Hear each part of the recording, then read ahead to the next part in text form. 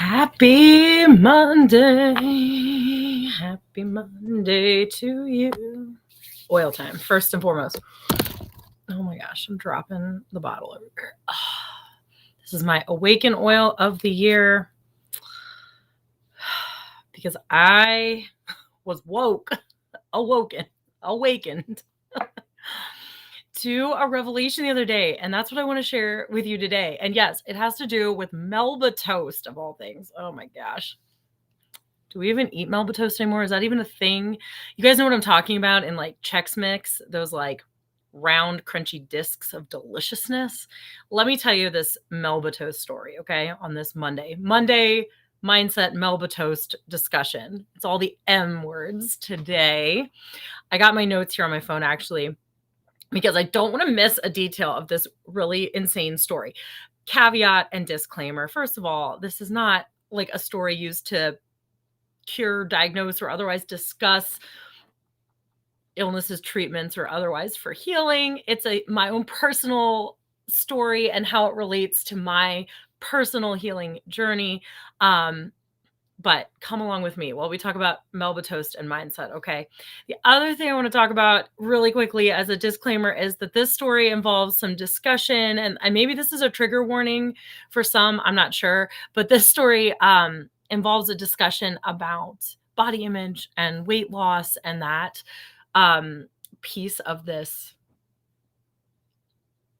puzzle, healing puzzle, whatever you want to call it. So if that's a trigger for you, just know that ahead of time. But also, I'm not here to actually really talk about that stuff. There's a deeper message behind it. So I'm not here to debate like diet plans or body image. And I'll say that as I go along too, but I just want you to know ahead of time. There are some things about this story that now in my current life as an adult myself, there's some parts that I disagree with about what went down in this story, but it's all good. No one meant any harm, or everyone meant well, if you will. It was just a lack of maybe knowing and understanding some things back then when this story took place. So let me take you back with me to my early teenage years, my like late middle school, early teen years. I don't remember the exact age I was, but I was probably somewhere in the 12 to 13-year-old range.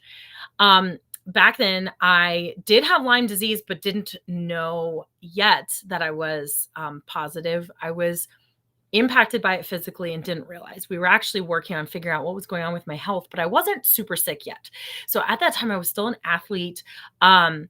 Very involved in a few different sports. Basketball was my main sport. Very athletic. I was a big kid. I had already hit puberty, so I was like full grown and very muscular, very strong, very fit.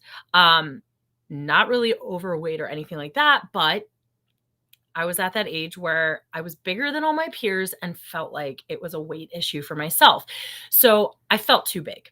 I felt like I could be more fit and more slim for my athletic endeavors and for my health. And my mom, I was talking to my mom about it and she understood my struggles. She had been an athlete herself. And listen, I love my mama, but I kind of disagree with how this all went down. Now that I look back on it, it's all right though. All good, Mom. Love you. She handed me a Weight Watchers plan that she had gotten at some point in her life and kept on hand. And I don't know if she ever followed it religiously. Maybe she had used it in her life to help shed some pounds. I don't know. But she handed me this Weight Watchers plan and was like, look, if you're really concerned about your weight, like here's kind of like someone else's guidance, Weight Watchers guidance for how to like maybe eat in a healthy, manageable way, because we know calories in impact body composition, body type. I'm not here to debate Weight Watchers or diet plans for teenagers or anything like that. I have opinions now. It's all good. The bottom line is I was like fascinated by this plan. I'm a plan kind of girl. You hand me a plan, I'm going to do the plan, especially if I know there's like a result that I want at the end. I just wanted to drop a few pounds and tone up and get stronger for my athletic career. That was where my mindset was at that time. The point is, I look at this plan and it's like food. It's like what to eat every day for this calorie range or whatever. And I'm not even going to get into like calorie restriction or anything like that. Like I said, this is not about the diet plan. Yes, I may disagree with it now, but the point was I hyper focused on this like plan. And, it was like, whatever, eat this much of this for this meal. And then here's your snack and here's your meal and here's your breakfast, lunch, and dinner. And it was all portioned out for you. And it was a lot of the foods we already ate as a family. So it was like,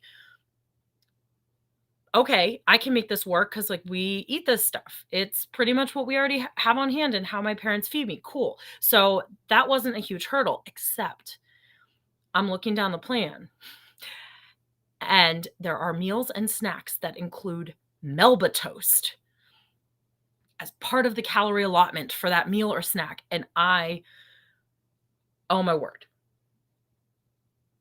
I saw this and I was like trying to go 100%. And I'm like, we don't buy Melba Toast. We don't have Melba Toast at home. There's no Melba Toast. What am I going to do about the Melba Toast? I'm like infatuated with the Melba Toast. So this Weight Watcher diet plan from back in probably like the 80s or 90s or before has this outlier in my mind, this outlier that is not conducive to what we normally eat in my household, and it's going to make or break my success on this diet plan. I know the ridiculousness of this story. Stick with me on the Melba Toast. So I felt shut down by this lack of Melba Toast in our home. And I remember thinking that I had to get a grip on the Melba Toast or I wasn't going to have success on this diet plan, because how was I going to substitute? What was the substitute for Melba Toast? How was I going to work around it? How was I going to figure it out without Melba Toast? I felt blocked by that one food item. I may be exaggerating a little bit, but really this was the mindset that I was taking on my little teenage mind. I shared with my sweet mother that I felt like I couldn't maybe have success without Melba Toast. And we did incorporate that into our grocery budget for my poor anxiety-ridden self. But the point is, though my stress was greatly reduced, I thought I was doing something 100%. And I thought that doing something 100% was the right way to tackle it. And I thought that covering my butt for all the possible variabilities and getting the right things in place for my success was the key to my success, or at least a main part of it. And to be honest with you, going at something with all you have is sometimes the most effective plan. It is sometimes what's important for your success. But I have learned in the more than 20 years since that happened, that story took place, that giving 100% all of the time isn't the guaranteed recipe for success. Giving your all doesn't automatically guarantee success. Having the Melba Toast, despite the whole diet plan, doesn't guarantee your success. I can't even tell you if I had success doing that Weight Watchers diet plan or not. Success by my definition at the time. I can't even tell you, because who even remembers? That wasn't the point. The point is how to succeed despite the Melba Toast.